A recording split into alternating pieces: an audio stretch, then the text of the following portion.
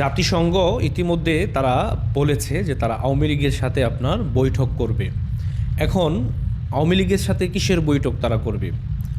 কারণ জাতিসংঘ জানে যে আওয়ামী লীগ হচ্ছে বাংলাদেশের সবচেয়ে বড় একটি রাজনৈতিক দল। যে রাজনৈতিক দল যদি আপনার নির্বাচনে অংশগ্রহণ যদি না করে, তাহলে বাংলাদেশের এই নির্বাচন প্রশ্নবিদ্ধ হবে। এটি যেমন আপনার ব্যারিস্টার রুমিন ফারহানা একটি কথা বলেছিল যে এখন যদি আওয়ামী লীগ ছাড়া নির্বাচন হয় 10 বছর পরেও এই নির্বাচন নিয়ে আপনার প্রশ্ন উঠবে। তার মানে সমন্বয়ক যারা তারা কিন্তু একটি কথা বলে যে তলোয়ার আর হচ্ছে গর্দান কখনো একসাথে থাকতে পারে না। এই যে কথাগুলো এগুলো যারা আমাদের বাংলাদেশে যারা প্রকৃত এই দেশপ্রেমিক তারা কখনো এরকম কথাবার্তাকে কখনো সাপোর্ট করতে পারে না। আর যেমন আপনার তারা একটি কথা ইতিমধ্যে বলেই দিয়েছে যে এদেশে হয়তো আওয়ামী লীগ থাকবে, না হয়তো আমরা থাকব। কত বড় কথা!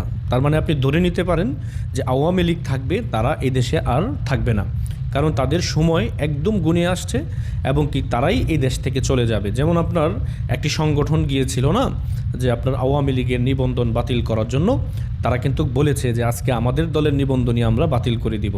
কারণ যে দলের নিবন্ধন বাতিল করতে চেয়েছিল যারা, তখন কিন্তু আপনার বিচারপতি বলেছিল আপনি যে দলটির আপনার নিবন্ধন বাতিল করতে আসছিলেন সেই দলটির নাম হচ্ছে বাংলাদেশ আওয়ামী লীগ, জানতে হবে আপনাকে এই দলটি কি। তার মানে জাতিসংঘ বা তারা চায় যে আওয়ামী লীগের সাথে আপনার নির্বাচন ইস্যু নিয়ে কথা বলার জন্য। এখন আওয়ামী লীগ কতটুকু প্রস্তুত তাদের সাথে বসার জন্য এটি আসলে সামনেই দেখা যাবে। আর বিশেষ করে অনেকেই বলে থাকেন যে আমাদের দেশে দ্রুত সময়ে একটি নির্বাচন হবে। আসলে আদৌ কি সেটি বাংলাদেশে নির্বাচন হবে এরকম কোনো প্রস্তুতি কি আপনারা দেখতে পাচ্ছেন? বাংলাদেশে নির্বাচন হতে গেলে সর্বপ্রথম আইন শৃঙ্খলার পরিস্থিতি সেটির আপনার স্ট্রং থাকতে হবে। স্ট্রং যদি না থাকে তাহলে এই বাংলাদেশে নির্বাচন দিয়ে কোনো ফায়দা নাই বা কোনো লাভও হবে না। তার মানে নির্বাচনের কথা আপাতত বাদ দিতে পারেন, এখন শুধু শুনবেন বৈঠক আর বৈঠক হবে, কিন্তু দিন শেষে গিয়ে দেখবেন বাংলাদেশে আর কোনো নির্বাচন হবে না। ওই যে আপনার বাংলাদেশের যে সংবিধান রয়েছে না 72-এর, এই সংবিধান অনুযায়ী আপনার বাংলাদেশে একটি নির্বাচন হবে 29 সালে। সেটি আপনার যে সরকার শেখ হাসিনা সরকার তার আন্ডারেই দেখবেন নির্বাচন হবে। এমনও হতে পারে যে 29 সালে শেখ হাসিনা আবার রাজনীতি থেকে বিদায়ও নিতে পারে, কারণ উনি অবসরে চলে যেতে পারেন। কিন্তু বাংলাদেশে আপনার এমন সংস্কার হবে, শেখ হাসিনা বলছে না, শেখ হাসিনা যদি আবার আসে তাহলে উন্নয়ন অনেকটা কম করবে। কারণ উন্নয়ন করে শেখ হাসিনা কী পাইছে? কিছু পায় নাই। বাংলাদেশের এই উন্নয়ন করে বিনিময়ে সে কী পাইল? এদেশের মানুষের নিরীহ মানুষকে আপনার লাশ বানিয়েছে কারা? যারা এই বাংলাদেশকে আপনার দখল করেছে ইতিমধ্যে। তাদের হাতে আমাদের বাংলাদেশের হাজার হাজার পুলিশ সদস্য নিহত হয়েছে, হাজার হাজার স্টুডেন্ট নিহত হয়েছে। কিন্তু এগুলোর দায়ভার কার উপরে চাপাতে চেয়েছিল? শেখ হাসিনার উপরে। কিন্তু দিন শেষে গিয়ে দেখবেন এগুলোর যদি তদন্ত হয় তাহলে দেখবেন শেখ হাসিনা এগুলো থেকে নির্দোষ প্রমাণিত হবে। আমি আপনাকে কথাটা বললাম, কথাটা আপনি সাদা কাগজে লিখে রাখতে পারেন যে এমন সময় সামনে আসবে, এগুলো যখন তদন্ত হবে তখন দেখবেন যে শেখ হাসিনা এগুলো থেকে আপনার নির্দোষ প্রমাণিত হবে। কারণ স্নাইপার রাইফেল যারা ইতিমধ্যে বাংলাদেশে ঢুকিয়েছে, কারা ঢুকিয়েছে, ছাত্রদেরকে কিভাবে আপনার হত্যা করা হয়েছে, সব কিছু কিন্তু তথ্য আপনার বেরিয়ে আসবে। এমনও হতে পারে যারা ইতিমধ্যে মারা গেছে তাদের লাশ তুলেও কিন্তু আবার নতুন করে তদন্ত হতে পারে। এবং কি শেখ হাসিনা বলেছে যে প্রয়োজনে লাশ তুলে এগুলো আপনার তদন্ত করা হবে।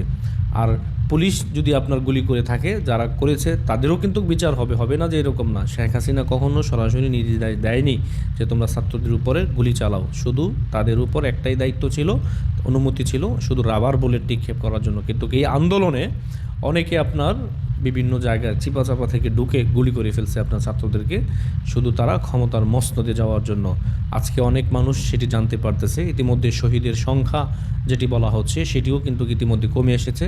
কিছুদিন পর শুনবেন যে এই আন্দোলনে মাত্র সারা বাংলাদেশে 100 থেকে 200 মানুষ মারা গেছে, শুধু তারা বাঁচার জন্য। যারা ইতিমধ্যে সমন্বয়ক রয়েছে, যারা ইতিমধ্যে এই উপদেষ্টা পরিষদে রয়েছে, তাদের মুখেই আপনারা শুনবেন যে এত মানুষ মারা যায়নি। সেই পর্যন্ত আপনারা অপেক্ষা করতে থাকেন, দেখেন কি হয়। আমি আপনাদেরকে বলবো যে দেখেন সামনের পরিস্থিতি কি হয়, তখনই বুঝতে পারবেন যে আসলে বাংলাদেশে কত বড় একটি সংঘর্ষ হয়েছে আপনার 5 তারিখে। তাও কি এদেশের মানুষের জান মাল কোনোটারই নিরাপত্তা ছিল না ওই 5 তারিখে। মানে এমনভাবে তারা মেট্রিকুলাস যে ডিজাইন ইউনুস বলেছে যে আন্দোলনের মাস্টার মাইন্ড হচ্ছে সে, সব কিছু কিন্তু সে নিজেই বলেছে, তার নিজের কথাই সে নিজেই কিন্তু ফেঁসে গেছে। সামনে দেখবেন এই বিচারের কাঠগড়ায় কাকে দাঁড়াতে হয়, শেখ হাসিনাকে না ইউনূসকে বা উপদেষ্টা পরিষদকে। সময় কিন্তু সব কিছু বলে দিবে, তখনই বুঝতে পারবেন যে শেখের বেটি কোন জিনিস। শেখের বেটি এমনিতে এমনিতে আপনার ভারতে চলে যায়নি। আপনাকে যদি কেউ হত্যা করার উদ্দেশ্যে আপনার বাড়িতে আসে, আপনি কি বাড়িতে বসে থাকবেন? বাড়ি আপনারই, কিন্তু আপনি যান বাঁচানোর জন্য সেফ এক্সিটে অবশ্যই যাবেন। এটি কিন্তু শেখ হাসিনাও করেছে। এর সব কিছু জানতে পারবেন, সময় হোক, সময় হইলে সব কিছুই বুঝতে পারবেন। তখন আপনারা হায় আফসোস করবেন যে কার ডাকে আমরা আন্দোলনে গিয়েছিলাম। আজকে অনেকেই এই আন্দোলনের নেতৃত্ব দিয়ে মানে ফুলে একদম কলা গাছ হয়ে গেছে অর্থ দিয়ে। আপনাদের কী লাভ হয়েছে? কোনো লাভ হয় নাই আপনাদের, বরঞ্চ আপনাদের সন্তানরা মারা গেছে এবং কি আপনারা সন্তান হারা হয়েছেন। আপনাদেরকে 30 লাখ 40 লাখ টাকা দেওয়া হয়েছে, এগুলা নিয়ে আপনারা এখন শান্তিতে আছেন। এমনটাই কিন্তু করা হয়েছে, মানে তারা যেই প্ল্যান করেছিল এই প্ল্যানের বাস্তবতাই কিন্তু এটি, যে একজন মানুষ মারা গেলে যদি 30 লাখ টাকা দিয়ে দেয় তার পরিবারকে, হিউজ পরিমাণ টাকা, তখন টাকার গন্ধ পেলে অনেকে কিন্তু স্বজন হারানোর কষ্টও ভুলে যায়। এটি আমাদের বাংলাদেশে হয়েছে, কিন্তু সেই দায়ভার শেখ হাসিনার উপরে চাপাইবেন, ওই সময়ই পাবেন না আপনারা। সব কিছু তথ্য শেখের বেটি কিন্তু ঠিকই বের করে আনবে, তখনই বুঝতে পারবেন যে আসলে এই ডিজাইন কে করেছে, এই আপনার মাস্টার মাইন্ড কে করেছে। সব কিছু আপনারা আস্তে আস্তে জানতে পারবেন, শুধু একটু সময় দেন, সময়ের অপেক্ষায় থাকেন, দেখেন সামনে আরও কি হয়, সে পর্যন্ত অপেক্ষা করুন। ভালো থাকবেন, আসসালামু আলাইকুম।